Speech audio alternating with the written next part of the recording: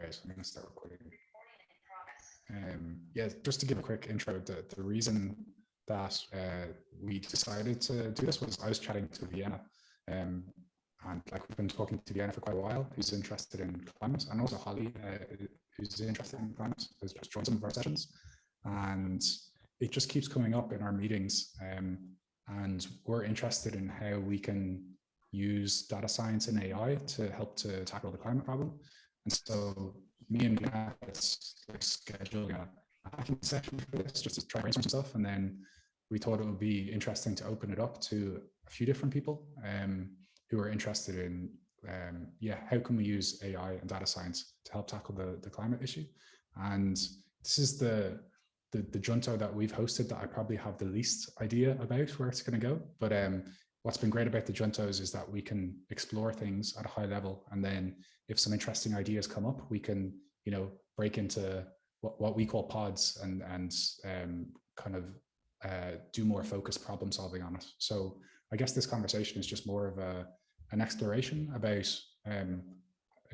where we can go in future and how we can start to come up with maybe a plan to use data science to tackle the climate issue.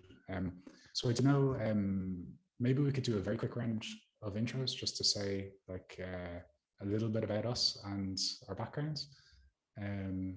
So Hitesh, I don't know, do you want to go first? Sure. So my name is Hitesh. I have a mix of both technical and commercial experience. I'm a full stack developer and now focusing more on Web3.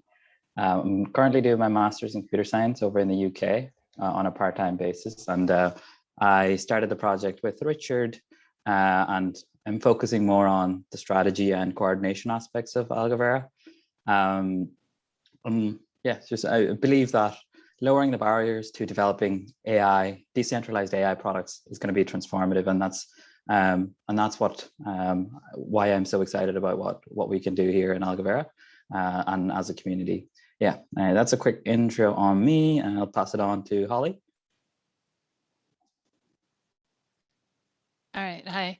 Yeah, so I've been working with satellite imagery for quite a while, and then machine learning, and I'm also interested in climate projects. So there's about 3 or 4 projects kind of I might be working on in this regard.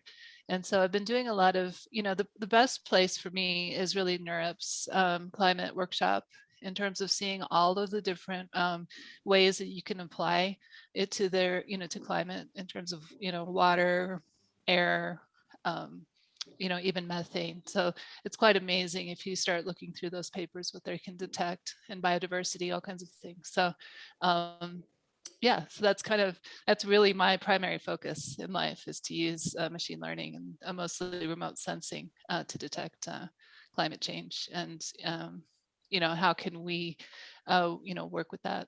So yeah, as part of in Web3. So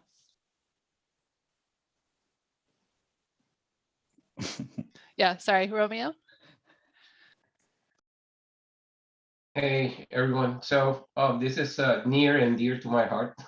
I think Richard, Vienna, and Hitesh knows well. One of the adventures I'm working on is called Aiot Metacoin, right? And this is it. So it's a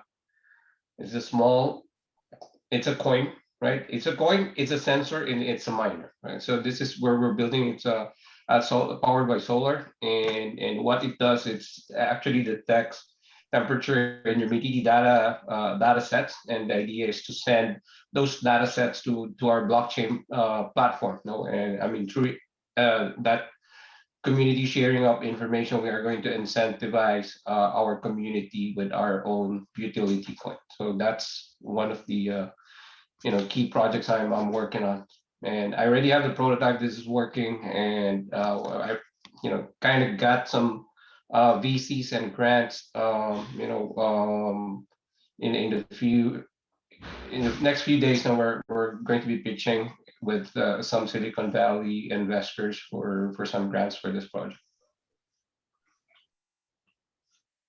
Thank you. Who do you want to pass it to?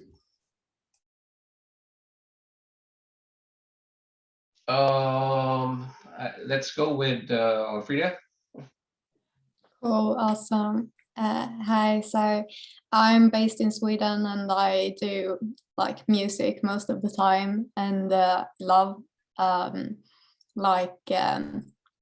the Web3 space are building these opportunities to like save the planet. And so I saw this Junto, and yeah, I think that I wanna listen and listen to all you guys and see what I can learn and bring with me from it. So thank you for letting me be here and hosting this. So I pass it over to Rich.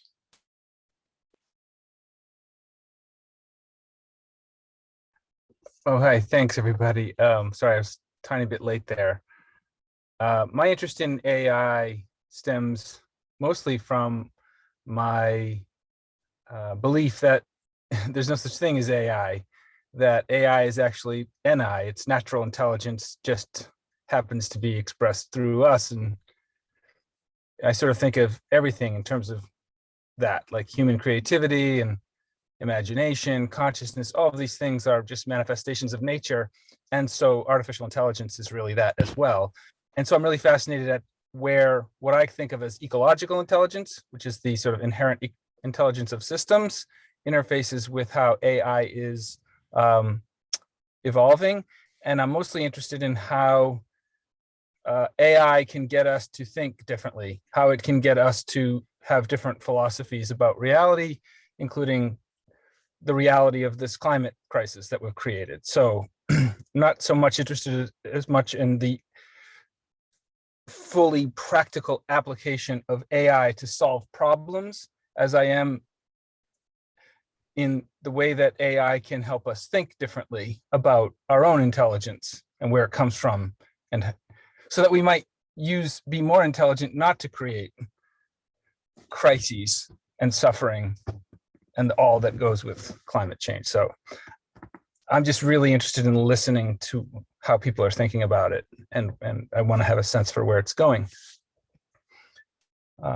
Yeah, so I'm not exactly sure who has already gone, but I think Brittany, you just arrived, so I might have to pick on you. Sorry, we're just doing a little quick intros. Okay. Well, I also am interested in hearing about where things are going and the subject of this conversation. Honestly, I'm not super tapped into kernel, and I feel kind of guilty about my role and how I've been participating so far, because I basically can only participate in the fireside chats.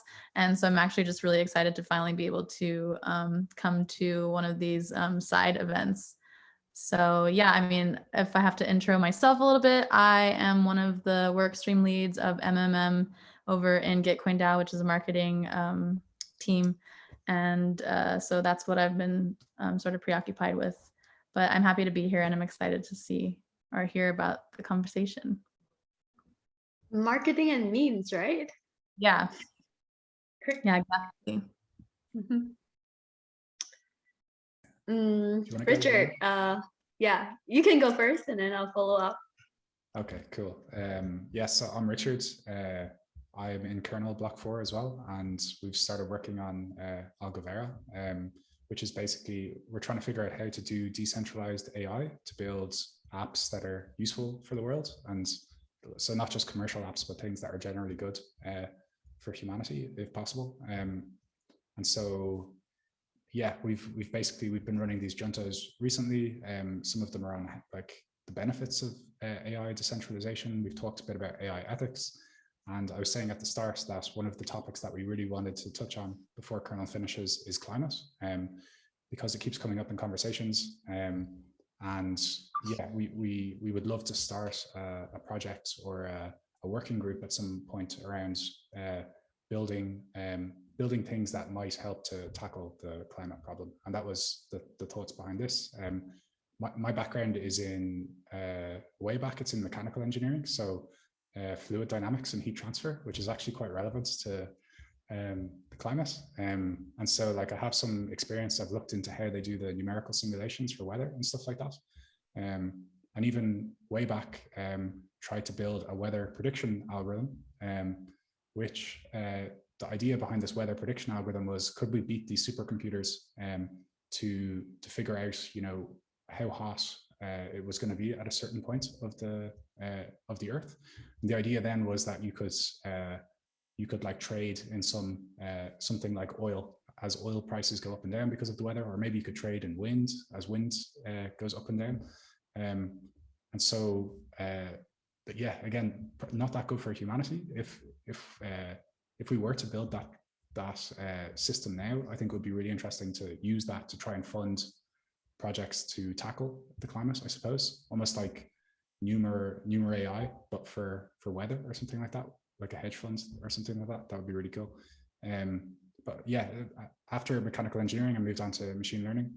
So I've worked in industry in that for a few years, and just recently got interested in Web3 about a year ago, and down the rabbit hole, quit my job and doing this full time now. So yeah, that's me.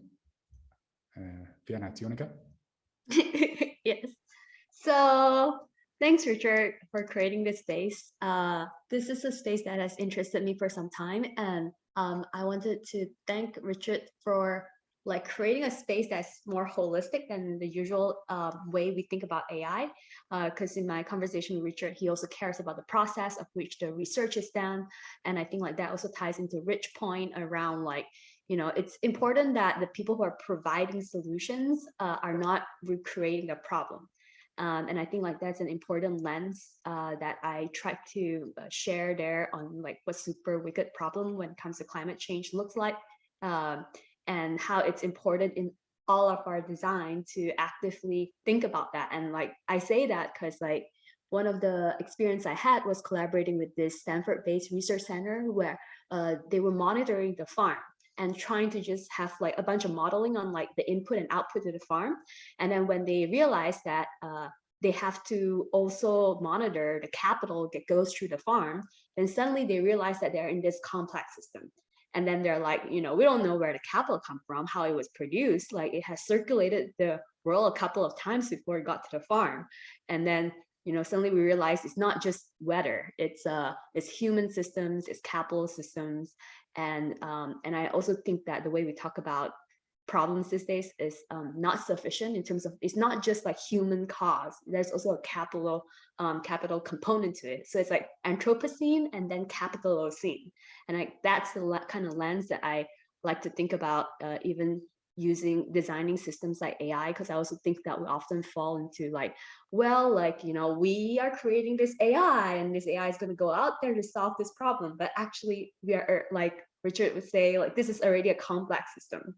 It's not, we are not separated. And so that's one thing that I wanted to share around how my hope is that with AI, we can also move away from the typical market mechanism as well. Because I don't believe that we could innovate out of climate change under capitalism as is. And so, but we don't yet have the next generation tools yet. So I hope that AI could play a part in that, even in things like offer network, which in the past have faced problems when it comes to scale. I hope that we're able to now use tools like, okay, what happens if I share this slide to answer Holly's question on Tomo. It's like this New Zealand Maori tradition based like initiative around how do you use natural based asset to build NFT that then can allow indigenous narrative to be a part of it. And then you can have a lot more sophisticated financial tooling on it. Everything from having offer networks to allowing AI to help match things. But then, it's important that we get our first principle right. So yeah, that's a start. I mean, technically, I am interested in a bunch of things like perpetual swaps and adjusted risk bonding curve and stuff, because it has to do also with the Tomo thing. And Holly, Robert is a good friend basically, and he said that I could share the Tomo stuff too. And Chris, I think you haven't got to go around, right? Yeah, sorry. Hi, I'm Chris. This is Colonel. I suppose. Okay, cool. Yeah, so basically I've been joining Algovera. Well, so Richard and I, we were actually working together. I have AI background. Before AI, I was just studying computer science. Like, wow. Actually, before computer science, I studied engineering, like chemical engineering. And then I did my first MATLAB for loop, and I was like, wow, that's amazing. So I'm gonna start. Then I studied computer science and finished that because I felt like it really empowers you to create stuff on your own and do your own thing. And then I was doing an independent study on like EEG, like brainwave stuff. And I, again, with MATLAB, made a really simple neural network. I was like, wow, that's so cool. It was like the same sort of spark. Like it just equipped you with such a interesting and powerful toolkit. And then since studying AI, I've applied it to like document analysis, observational cosmology. Right now I'm working for a company. We do like robustness and model validation and stuff. It just applies everywhere. And I'm interested to learn about how it can apply to solving our climate crisis. So that's why I'm here. What about your personal project, Chris?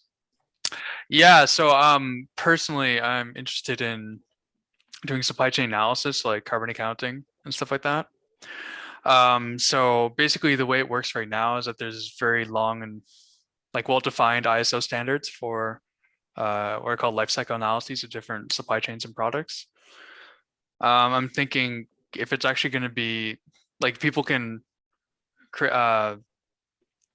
do like a whole PhD projects on making a new methodology for the life cycle analysis of a given product, for instance. I'm thinking, what if we can move that towards a more data-driven approach, and that'll be a lot more applicable. So like, say, given a product and its attributes, can we make models that are, 9% accurate in estimating its different, the outputs from its supply chain?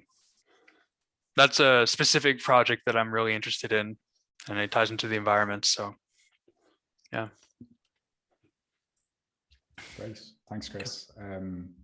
Yeah, Vienna, I don't know if seeing as you initiated the idea for this conversation, I wonder, did you want to ask the first question, or do you want me to? I do have one curiosity. When we last talked, you talk about looking at ocean protocol market. And so I did that, and I tried to put in some key terms around climate and temperature. Mostly what I found are things like the ones that maybe somewhat like what Romeo is talking about. You have like a supply chain, and then you have livestock, and then you have you're monitoring the temperature condition and all that as part of the delivery process. And then I found some things around like, atmospheric hydrocarbon soils, like monitoring stuff.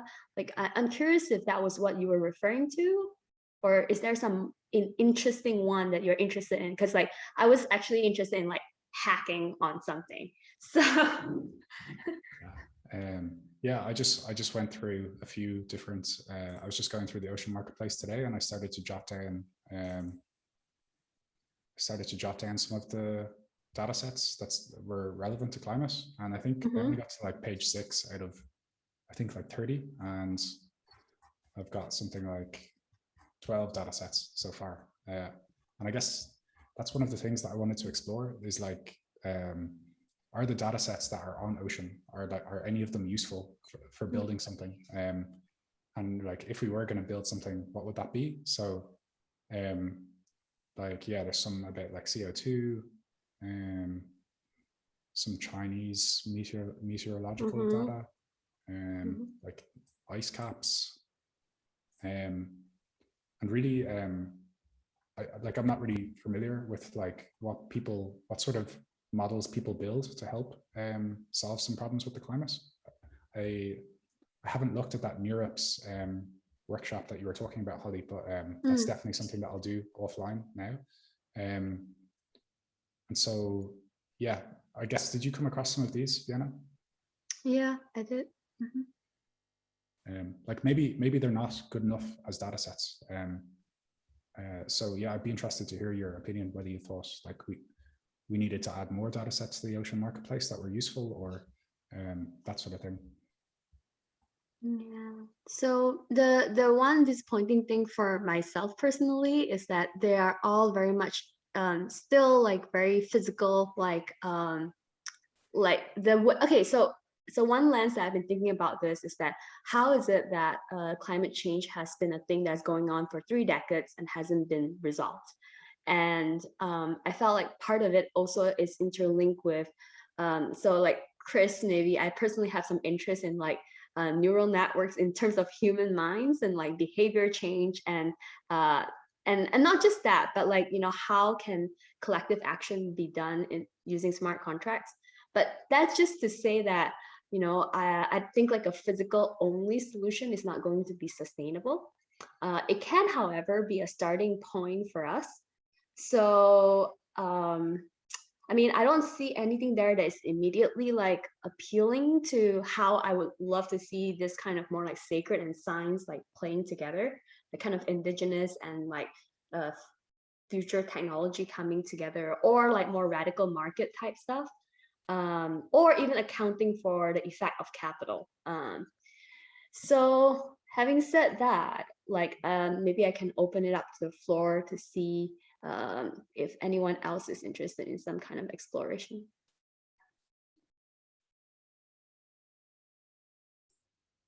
So I guess you mean like more organizational stuff. Like the physical stuff is a consequence of what's happening in the organization layer of the world, right? And so, you know, yeah, what's the point in predicting the weather when we know like climate change is an issue? Like I think we all agree that it's an issue. So is that what you mean? Yeah, like so like what I mean is like the anthropogenic way of talking about climate where human is the cause. To me, like we should like there's also the Capitalocene. So it's also important to account for the effect of capital systems on climate and, you know, and human system. That would be the organizational layer for me. Yeah. Aren't you also talking about values? Like not just like the value of something, but human values.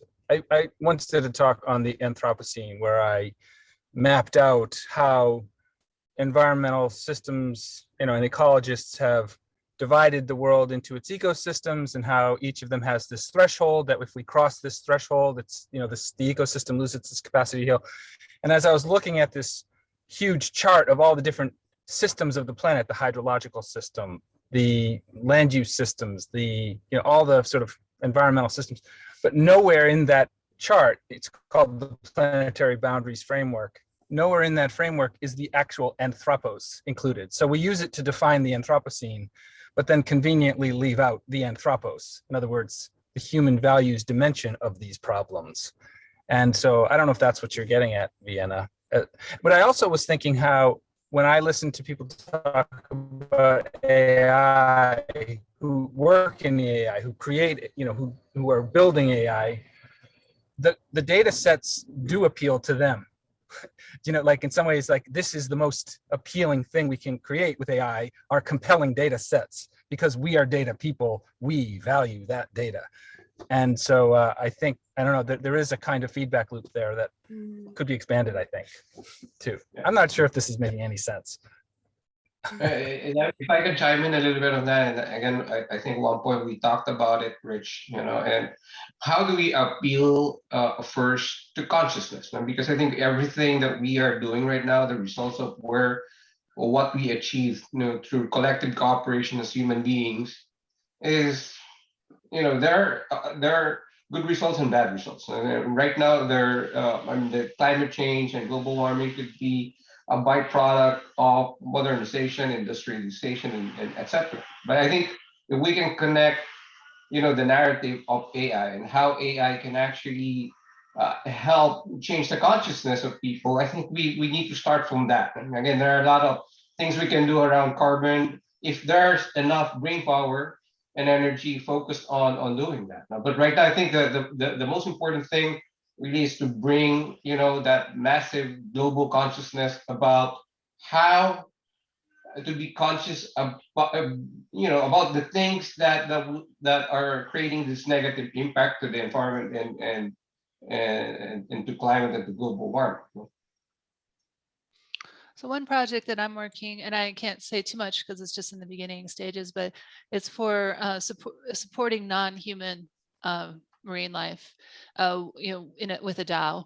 And so that we would use satellite imagery to kind of detect the sizes of these animals and, the health, and at some point that money that's raised for a particular marine animal would then go, to the local population, because they've supported that animal rather than eating it or, whatever else, killing it in the fishing nets and such. So that's, that's a pretty interesting way that we could use AI somehow to try to, to detect these animals and to conserve them, basically. But I have to run to a meeting. I'll be back. Hopefully you guys will still be here. So thanks so much. Before you go, Holly, I just want to mention that here in Florida, we track the whales and the sharks with the chips with GPS, so we can track where they are, and I think that's a cool way to use technology and AI, to really help them in their natural habitat. Yeah, definitely. Okay, great. I'll talk to you guys. Okay, bye-bye. Thanks, Holly. Bye. That's really interesting. Yeah. So like using satellite imagery to detect the state of the earth and reward local communities for keeping it that way. Yes, and that's the kind of thing I would find interesting. Yeah, but I have a little bit of, and I don't want to be a conflict of of feeling, about, yes, we can track, but really the question is, how can we help, right? So I think we need to address this problem at the root cause, right? So again, we can see the Pacific garbage patch, with satellite imagery. It's cool that we see them, but what are we actually doing to prevent it, right? And I think that's really the narrative that we need to talk about. But that's why we're here, Romeo. Like, that's why we're in this room with AI people, is to bring that up, because I would ask I'm not sure how, like Richard, I think, and Chris perhaps, and hi Tish, I don't know what your background is, but if you're working in the field of AI, do you have these conversations in your workspace, in your workplace? Do you talk about deep shifts in consciousness that are going to be required, not to solve the problem, but to clean up the mess? And I don't know, I guess I'm just saying that's why we're here, Romeo. So thanks for showing up. No, I completely agree. And I'm happy to be here. And I'm happy with all of you being here. But that is really the elemental, fundamental question that we need to start getting out there, right? So asking the right question, right? So, and then to me, this is the right question, right? So if we don't have enough collective consciousness around this, then probably, we won't able to catch up with the problem, because this is real, and this is something that will probably threaten the life existence of humanity in the next couple of decades, right? Yeah, to answer your question, Rich, no, we're not thinking about this in AI companies. We're working on, surveillance and clicking on ads, and like the best AI people in the world are working on applications that aren't good for humanity, and so that's what we want to do with Algovera. I mean, Chris, for example, he was working with me in Huawei. We were working on surveillance, and then he was working on a climate project in his spare time, so clearly his passion is climate, but he's not working on his passion because we need to pay the bills as AI people, and so yeah, that's what I'd love to get more data scientists and AI engineers supported to work on these projects that they're really passionate about, and that's kind of what we want to do with Algovera. So, perhaps you could enlist a poet for every one of your new AI projects or something, or an artist. We actually had this conversation of how can we bring more people from the humanities side into the conversation, because that's one thing that's really missing in tech companies right now, is like this collaboration of different industries coming together. Because I feel like a lot of the times in AI companies, it's like trying to solve a problem, and it's a technical problem rather than a human problem or a wider problem than just a technical problem. So this is something that we really want to encourage, is like, how can we bring in people from completely different backgrounds into a shared space where they can talk about some of these problems, not just the technical problems, but the larger problem at hand. Mm-hmm. And I just want to mention something about that, because again, I'm a full-time CIO by day and a blockchain enthusiast by night, right? So, and I work for a building materials company, and we are the second largest pollutant of CO2, and we are conscious about that. And our CEO is, leading the pack, at least our industry to get there to net zero, right? So one thing is consciousness, another thing is taking actions, right? The conscious actions on how to make a change, an important change right now, before it's actually too late. And I think, and I like what you said about the problem. So if you're not part of the solution, probably you're part of the problem. And again, AI people tends to look at it at the data set level, right? And if we don't look at it at at the macro perspective on how we can use AI to solve this problem, then probably we get hooked up, and absorbed through a vacuum of data sets and this and that. And again, at the end of the day, we know that training models of AI consumes a lot of computing power, right? And computing power, where do we rely our energy sources right now? So most of them are still fossil fuel, right? And again, there are a few that we have nuclear and other alternative sources, but right now it's still coal and fossil fuels. That sort of like brings me to the question I was like sort of wanting to ask Vienna, which was, she mentioned like she doesn't think that climate change can be appropriately solved in a capitalist system. So I was wondering, like, can you elaborate on that, and maybe even sort of give us why you think that might be the case? So thanks, Sitesh. How I arrived there is a couple of things, which is again, it's the Stanford 0 Degree Project, where they, after looking at the Stanford farm for some time, and then looking at human collaboration and solving like global systemic problem for a couple of decades, they were like, so basically, because they were looking at solving poverty or like human rights issues or child labor and all this systemic issues for a couple of decades, and then realizing that if you don't solve that, you can't solve climate change. And if you don't solve climate change, you can't solve those either. And so it became this like almost like a dependent co-origination problem, like where they also realized that how in a couple of decades of climate change reports, there's no mention that the capitalist system is a vehicle for that.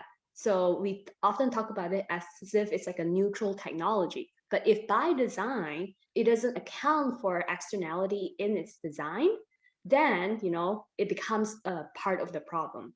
Because then every technology that you build on top of it is just going to go exponential in the from the design. And like in Buddhism, like what seed you plant, what kernel you plant, like that, there's a certain outcome from that, if that makes sense. And I can go into even more details when it comes to just like looking at the time horizons that we have, and then like how can we not like shoot ourselves in the foot every time we are trying to go like one step forward. Yeah. And then we can go on and talk about feedback loops, and how shooting ourselves in a feedback loop sense, it's like it's so crucial now, like given that whatever you do today is exponentially more impactful in the sense of climate change, given that it's a non-linear phenomenon, which means that by tomorrow your solution needs to be exponentially better, because you now have to reverse what you didn't do the day before, and on top of like preparing for the consequence of your action. So yeah. So what do you think an alternative model might look like, or alternative system might look like, that would be catered more towards a favorable innovative system for climate change? Yeah, Do you have any ideas? It's a hard question. So Sorry. I mean, thanks, Hitesh. Like, this is actually the kind of questions that I wanted to ask together. Like, not because I have all the answers to it, but because like I feel like, okay, so I'm trying to find the links, but the reason why I talk about offer networks is that it has a way of, I'll look for the links after this, but it has to do with, you know, how can we not look at humans as like this lens of like, you know, we cause the problem or we don't, but rather like, you know, how can we collaborate together? Like if you look at how ants colony does it, it's not like we have the solution all at once, but you know, every little ant like find a new trail to something and then they send like a signal broadcasting back to the colony and say like, oh yeah, there's food there. And you know, and then the next ant nearby would be like picked up the signal and like broadcast it further back, right? And then so like I feel like that's a kind of like discovery problem, like that we need to put out there, and then allow people who want to work on this to also have some kind of economic sustainability. Like, and that's why, you know, I'm so interested in what you guys are doing at Algovera, because I just feel like, you know, if all the AI researcher can think about is like, how do I keep my day job so I can pay my bills, then, you know, it's just, again, going to be the same hamster wheel. You know, and so my question is, how can we carefully design out like a way out of the hamster wheel? So like I think about things like that's why I have conversation with the mutual aid DAO people. Like that's another way to talk about offer network, like mutual credit currency. I would love to have like some kind of UBI for AI researcher. That's kind of like what I'm trying to do in my kernel showcase. Like, how can we, you know, support people who want to ask the right question, if you will. I think Vienna, you know, we talked about it several times in several occasions in different forms. Definitely UBI would be one way, you know, to support the community for this type of research and build consciousness, and that global collective consciousness that we were talking about that Reach is talking about. But I truly believe, and again, we are all here in this kernel as a result of a certain technology. And that technology started with a thing called Bitcoin. Right? I don't personally believe in Bitcoin. I mean, that consumes more energy than some other countries, you know, in general. Ethereum still consumes a lot of energy. Until Ethereum moves to a proof of stake model, we are still, again, part of the problem, right? In the same way that when we start building or train AI models, now we consume a lot of energy. And so if we can share those data sets, like at Ocean Protocol, so I think there are data sets that are already available, so we don't have to reinvent the wheel. So I think that's where blockchain and AI meets the road, and see how we can utilize this type of technologies to correct, you know, what have been the previous mistakes of the predecessors technology, like you know, Bitcoin and other things. And in this, I'm actually very curious to ask Chris or Richard to even speak more to like for example, Chris, I'm curious about why you were looking into EEG, and then for Richard, like, you know, whatever your work on fluid dynamics, you know, I'm interested in thermodynamic stuff, and I think that, you know, like we could possibly charter out what, you know, temperature of capital. Like it's not, you know, every let's say $100, if you can follow the trail of $100 like through the supply chain or something, like that would be amazing. So yeah, maybe Chris. Yeah, sorry I'm so quiet. Just like this is usually this is kind of like a atmospheric, like it's just like the conversation here is on such a different level than what we're used to. And yeah, pieces like AI, it's just like, okay, so we have this problem. How do we frame it in pure machine learning terms? Do we have data? Yes or no? And then we just move on, you know.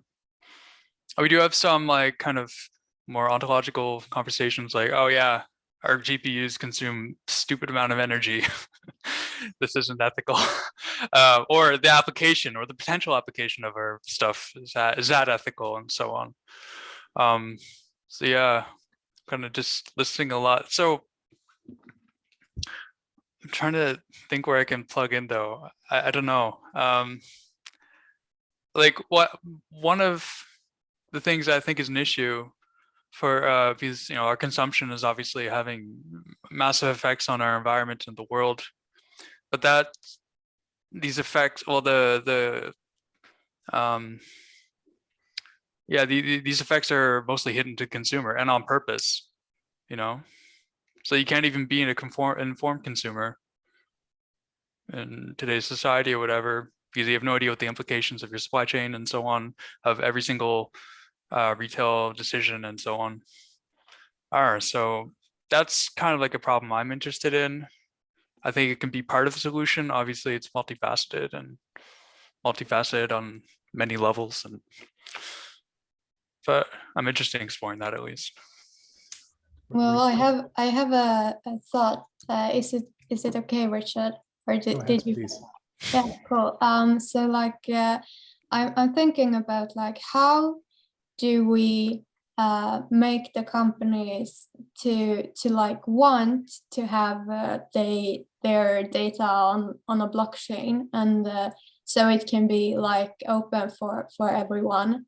It's like the question, how do we make companies to want to have their code open sourced? And so I think that the answer to that is like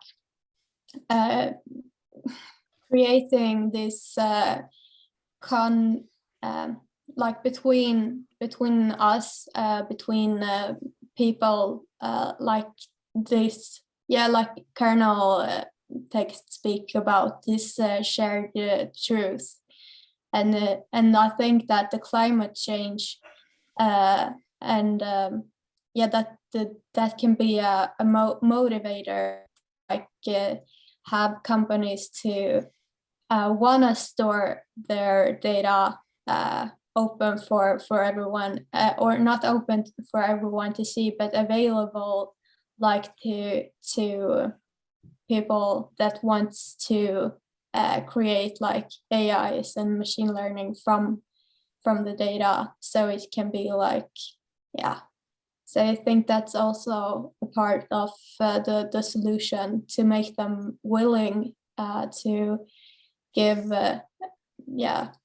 not censor like what they see, or because there are probably some fear in them, that or some inner voice that they hear, that we want to make the world a better place for our children, or whatever they hear inside. But so I think there is a part of the solution. Just wanted to input that. Please, Richard, what were you about to say? It's such a strange thing that, and like what I can't get my head around is like how well-meaning people like me and Chris end up working on problems that aren't good for humanity. So we've created a system. Sorry to keep going back to this, Chris, but I've analyzed it a lot and reflected on it. And so if you've created a system where well-meaning people who like reflect on this stuff aren't working on the right things, then the people who don't mean well are definitely not working on the right things. So it's not the individuals that are the problem. It's the system, the sociological system that we have, in my opinion. And so that's my first point. And so how can we get AI to solve that problem? That's the problem. I'm sorry, I didn't mean to interrupt you, but this disconnect in the consciousness of people who that's what I'm asking. How can we get AI to reflect on that problem, to then suddenly appear to the people that are doing that? Like, oh, I'm the problem. Can we get AI to deliver that message in a way that works? I don't think that's an AI problem, in my opinion. I'm not sure AI can tackle these organizational issues. AI, like the state of AI today is basically machine learning, and we're just trying to map from inputs to outputs. And the way that we learn that mapping is from feeding it with lots of data with the answer. So we give it lots of labeled examples of the input and outputs. And then we just learn that mapping function. So unless, there's things that have come up during this conversation, for example, maybe we could, write some function to classify, what a company, like how bad they're being for the climate, for example. Maybe we could write some algorithm to classify how bad an AI researcher working in a particular job is for the environment. So, but in that case, you'd need like an expert to basically provide these labels and say, if you work for company X, they're really bad. If you work for company Y, it's not so bad. And so if we could, label some of these examples, then we could predict for other companies how bad a certain company was. But it's really quite simple problems that machine learning and the current state of AI can do. There's like the terms generalized artificial intelligence, which is like decades out, and then there's specialized, which is what a lot of modern deep learning is. So it's like just specialized AI is like your dog cat classifier. It's learning a specific task. It's not like a chat bot can go out, read a book, and learn to play chess from that and beat grandmasters. There's no higher level reasoning there in learning. It's just learning from data that's provided to it. I get that, but if all of this really plays out in an organic way, there will be a moment when some company who's put a lot of resources into solving a problem, I know this is a naive understanding, but the AI is going to spit out the solution to the problem is to fold your business because you are a big part. Like at what point does that happen, or will it ever happen? That the AI will say, "Oh, I can solve your problem. Stop doing what you're doing." Oh, sorry to cut you off, Richard. I joined. So I joined the call because I was like really excited about this subject, because I feel like, maybe it's just my perception, but I think also there's like the general perception of AI being like kind of sinister. Especially like if we're talking about like surveillance and ad clicks and stuff. And I don't know if I'm like far off. I feel like I'm following the conversation right. I just don't have any like knowledge really much of AI. So I don't know if I'm definitely just like uninformed, but I'm thinking like, of like a fun concept, like how do we change the perception of AI? And what if there was a chatbot that was like, like a quick chat bot that was like to change the perception of AI. So it was like, hey, what do you think about AI? Someone accesses this thing and it's like, I think it's bad. And then it would be like a bot that was like, well, why do you think it's bad? And then, just like a simple conversation of, I don't know if I'm thinking like in such a dumb way. Like, I don't even know if I'm like way far off, like you can stop me now. But yeah, anyway, I'm gonna back off right now because I'm still like processing even like what I'm thinking. Yeah. I think it's interesting. I actually think it's very interesting because if anything, what we've mapped out through data in Facebook and in Google is like your behavior and what is likely to change your behavior. That's like the most mapped out thing that big tech has data on. So it's not inconceivable to like map out how certain information that is presented to you can change your behavior. And this is one of the things that we're also saying is like, there are these data silos and there are these intelligence silos essentially sitting in companies that are not being used for the good. So, what if we were able to have the data to that can look into human behavior and change it for the betterment? So that's one point. And then just going one point back to Rich's point. I think artificial general intelligence is almost inevitable. It's the question is like, is it going to be too late for us to like tackle the climate issue before that is ever reached? And the case probably is that we will be too late if we don't do something about it. Because as Chris was saying, like artificial general intelligence is probably decades away. There's a very like large range of predictions of when that inflection point is going to be of AGI and even like super intelligence. That there's a wide sort of range of prediction there. So we can't rely on AGI to spit out the answer for us. We have to like have our own initiative to tackle some of these problems right now, through what we have right now. Yeah, so those are two contributions I just wanted to put in there. I don't know what people think of that. No, oh, sorry. I'm just gonna say, like, if we can kind of break it down to more bite-sized pieces that specialize, like the tools that we have today can solve. Like, for instance, I don't know if you guys saw the Seaspiracy thing. Did you guys see that? So basically, long and short of it, one of the big issues is in our modern fishing industry, there's a lot of bycatch. So everything gets caught in your net, really destructive for the ecosystems and so on. And we have essentially these meaningless and fake, like dolphin-free certifications on our tuna that cannot be enforced and are not, but they're still getting printed on. Like, maybe if there's some remote system that we could use to detect if a dolphin is poured out onto the deck and saying, oh, wow, this isn't dolphin-free anymore. Because if you send people out there, they get killed for being observers and so on. Like, this is just like one specific task that we can solve conceivably with specialized AI today, with like the current tools as we have them. It just boils down to an object detection problem, really. And we just need data for it and then deploy it properly and adapt to the environment. But anyway. I think, yeah, we can kind of see like machine learning models. You can almost see them as oracles. I think that's a really interesting place. So we're observing things in the real world. And I think using those machine learning models with like tokenomics models is really interesting. Like Holly said, maybe we can detect whales from satellite image. That's like an oracle that scans the sea, and then use that as input to some tokenomics model that rewards, local populations that have more whales or something like that.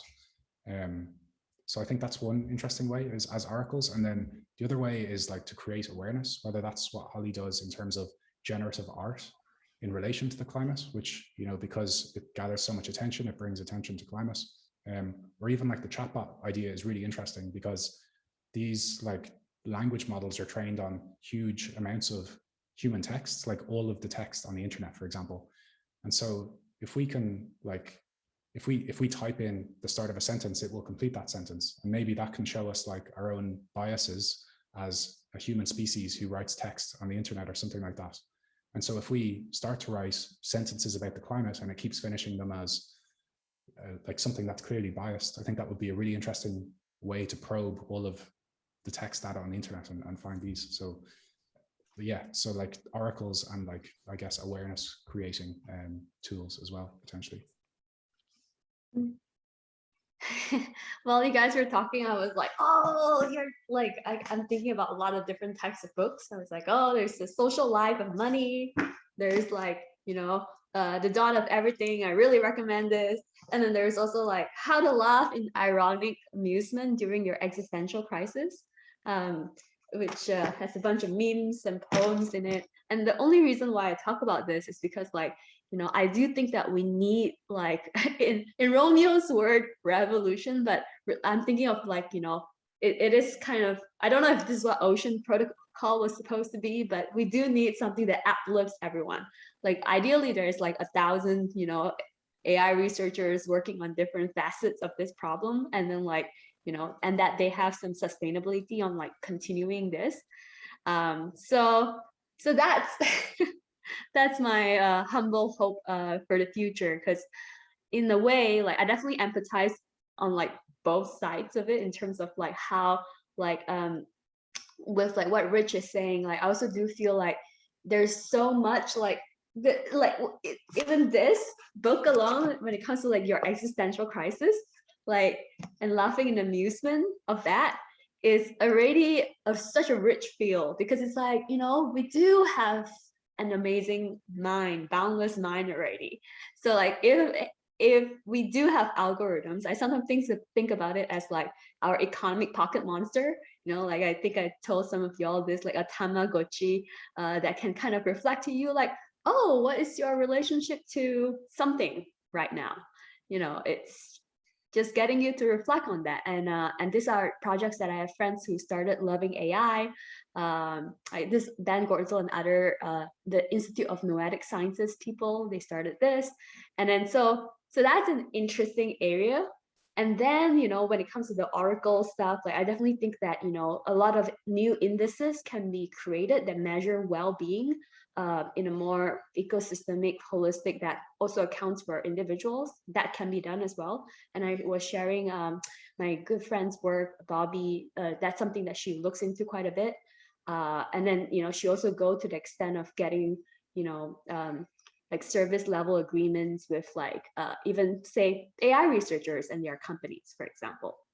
So I definitely think a lot can be done. And I kind of, I'm curious, like, yeah, like having heard all this, I know Holly is also back, like, you know, how do we get this to happen? Like, I'm happy to help in any way that's possible, Richard.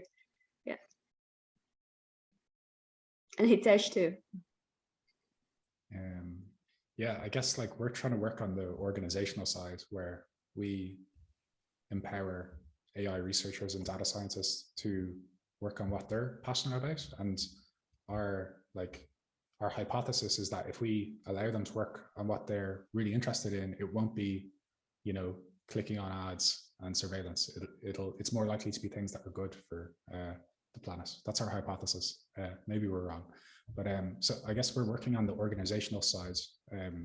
Like it's a work in progress, and then it would be cool if some of the projects that we started to work on were like explicitly climate related. I think that would really interest a lot of AI researchers and stuff. And I guess, yeah, that's the bit we have yet to figure out. What machine learning model is useful, a useful app that somehow helps the climate. You know, whether it's detecting, you know, how many forests are being cut down or something like that, and then feeding that into some tokenomics model or something. Yeah, that's a new idea I've had during this conversation anyway, is like machine learning models as oracles for the state of the planet that can be passed into token engineering systems. I think that's really, really interesting. And if I should mention one thing about healthy planet, it also comes from healthy people. Yeah. Yes. But which requires healing, HEAL. So we need to, you know, I think we need to enter into a long period of healing. But I think I'm hearing it, like whatever the solution is, I hate to use that word, but whatever the future is, I hear it here. Like there is a both and thing going on here, which wasn't here at the beginning of this conversation, which I think is the seed, I think, that I'm going to leave here with now and be like, okay, so we can do this, and it will be done. So I just thank you all for that. Thanks. Yeah, it's been great. I guess, yeah, maybe we should start to wrap up. We're just past the hour now, but if there's interest to continue these, I'd love to host a few more sessions, and like we can even get into like the coding side at some stage as well on data sets if we come up with some problem to tackle or something. I think that would be really interesting. Yeah. I'm definitely particularly interested now, like that I'm hearing like this is like there's this healthy people. By that I mean both the AI researcher and, you know, people in general, and this like healthy planet link, and how possibly like AI could do that. But then, like, you know, it could even start with a very basic question, like, you know, what about, let's just start with Richard and Chris, like, you know, and their companies. Of course, maybe some things need to be kept under the wraps or something, but I do know that even the Bobby used to work at Accenture, and she's like, yep, I'm leaving. So so there are lots to be said about that. I'm definitely interested in something like I had called like state of mind sensitive economy, which is hard to do in the sense of if we go along the EEG line, you know, I have an NFT that explores this. But then it's also interesting to note that algorithms like what we were using, like just Eigentrust++, could actually curate a lot of like localized solution in a very scalable way. And so, you know, I don't want to limit us to like, you know, just the data set that we have, like, because we could even be generating data set ourselves, you know. and have tokenomics wrap around it, some NFT or something. So yeah. So I'll keep you guys in mind for like the 3 upcoming projects that I'm going to be meeting with tomorrow is Collectivo. That's the one in Curacao, where they're going to be, and a big part of them of not just measuring the satellite imagery, but they're also doing surveys of people who live near these food forests.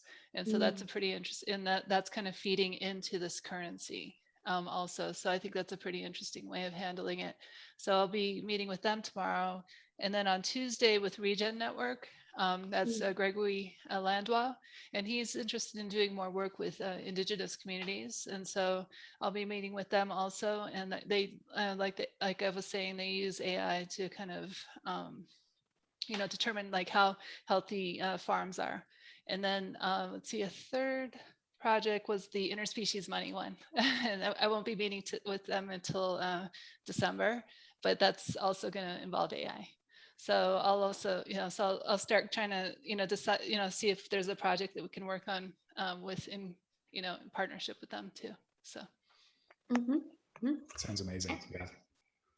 Yep. And maybe one thing I'm gonna drop here is that Vinay, Andy, and I were talking about maybe like also a guild around interbeing in the KV5. So I would love to host that. And I mean, the way that I've looked at it is like, everyone wants to be the world computer, but I'm actually much more interested in the world computing fabric. Like, how do we be with one another in a way that's like supportive?